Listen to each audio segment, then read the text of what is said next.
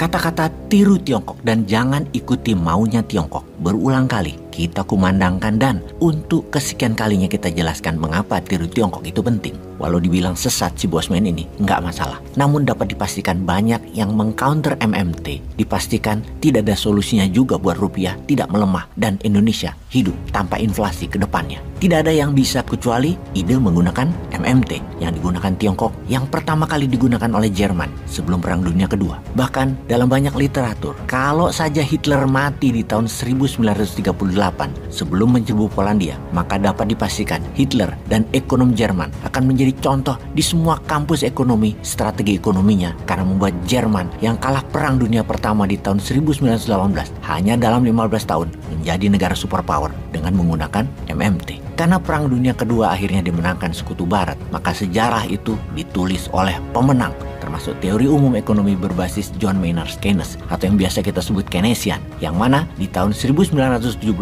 Amerika meninggalkan Keynesian. Hanya pelajaran kampus saja ilmu-ilmu beginian dipakai. Prakteknya pakai Hudsonian, guru besar MMT Amerika itu. Jadi beda apa yang ekonom kampus ajarkan dan ekonom birokrasi mengelola negara Amerika. Double standard, ya begitulah negara pemenang perang ngerjain dunia. Jadi beda mazhab lah MMT dengan ilmu kampus, terutama kampus Amerika lulusannya. Kita kembali ke Tiongkok yang juga pakai MMT. Yang pastinya ketika semua informasi dibuka, yang ada hanya akal sehat saja yang dipakai. Sesungguhnya ilmu itu nggak rumit kok. Ilmu ekonomi itu sederhana selama basisnya bisa diterima akal sehat dan solutif.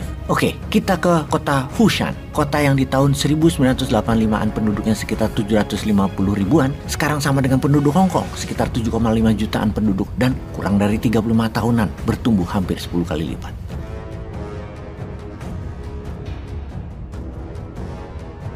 Kota itu 40 tahunan yang lalu tidak banyak yang kenal atau kita belum tahu. Fakta data lainnya kita lanjut. Di Tiongkok, bahwa 60% penduduknya saat ini tinggal di perkotaan, alias sekitar 850 juta manusia tinggal di perkotaan di Tiongkok saat ini, yang mana urbanisasi terjadi dalam 35 tahunan ini. Kita tambah lagi datanya adalah ada 50 juta hunian saat ini di tahun 2023 seperti rumah, kondominium, apartemen yang kosong. Di mana artinya hampir semua penduduk di Tiongkok punya tempat tinggal. Buktinya stok masih berlebih. Pertanyaannya, apakah penduduk pindah dari desa ke kota? Yang dimaksud urbanisasi di Tiongkok itu bukan. Urbanisasi bukan orang desa pindah ke kota kalau di Tiongkok, melainkan desanya jadi kota. Desanya jadi kota metropolitan. Dalam 35 tahun ini ada 113 desa jadi kota metropolis di Tiongkok. Karena itu 40 tahun yang lalu kita belum kenal dengan kota-kota tersebut karena masih desa. Disebut metropolitan karena kota tersebut dihuni lebih dari 3 juta penduduk dengan bangunan-bangunan pencakar langit di mana-mana untuk hunian tentunya.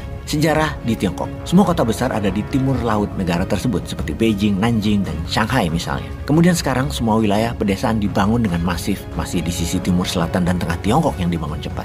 Pembangunan 113 desa ditambah jalur infrastruktur jalanan seperti rel kereta api, pelabuhan dibangun dalam 35 tahun tersebut. Tidak ada tandingannya dalam ribuan tahun sejarah peradaban manusia pernah membangun tercepat dan terbanyak sehingga bisa untuk hunian 850 juta manusia Tiongkok terakomodir. Nama-nama desa seperti Wuhan, Shenzhen, Guangzhou sekarang sudah mendunia dan menjadi kota metropolitan dengan penduduk lebih dari 5 juta. Namun banyak nama-nama lain yang kita jarang dengar seperti Guiyang yang di tahun 85-an penduduknya sekitar 900 ribuan, sekarang 3,5 juta penduduk.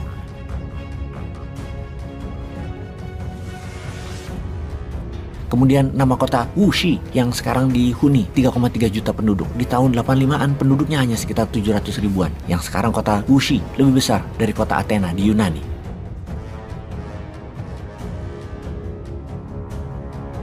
Kemudian kota Ningbo dari setengah juta penduduk di pertengahan tahun 80-an sekarang dihuni 4,3 juta penduduk. Yang mana Ningbo sama dengan kota Montreal di Kanada jumlah bangunannya.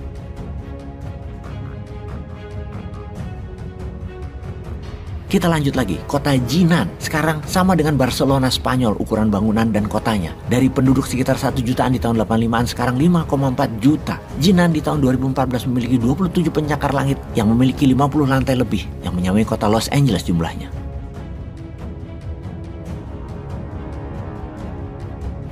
Oke sahabat, tidak akan pernah selesai kita bicarakan 113 desa yang jadi kota di Tiongkok. Namun kita coba berpikir sedikit pakai akal sehat, jangan pakai ilmu kampus dulu. Ada 850 juta penduduk yang mendapatkan rumah tinggal dalam 35 tahun Tiongkok membangun. Kalau satu keluarga terdiri 4 orang saja, maka Tiongkok membangun 210 juta hunian rumah. Kalau satu rumah atau kondo atau apartemen luasnya adalah 50 meter persegi, maka dalam 35 tahun Tiongkok membangun 11 miliar meter persegi bangunan. Yang kalau nilai bangunan dirupiahkan untuk membangun, katakanlah 4 juta rupiah per meter persegi, nilainya adalah 44 ribu triliun rupiah atau 2,9 triliun dolar. 3 kali GDP nasional Indonesia saat ini atau 15 kali dari APBN Indonesia saat ini. Kira-kira dari mana uang di tahun 1985, 1990-an atau tahun 95-an, di awal-awal dulu Tiongkok membangun, dari mana uang tersebut? GDP Tiongkok di tahun 85-an baru 300 billion dolar. GDP per kapita waktu itu baru 280 dolar per orang per tahunnya. Bayangkan, Tiongkok bukan member IMF dan belum ada negara besar mau berbisnis dengan Tiongkok waktu itu. Yang mana dunia masih trauma dengan komunis sehabis perang Vietnam yang mengalahkan demokrasi barat, dimenangkan Vietnam komunis, yang di belakangnya ada Beijing. Sekali lagi, dari mana uang untuk Tiongkok membangun sarana tempat hunian sejak tahun 85-an awalnya dan puncaknya di tahun 1989,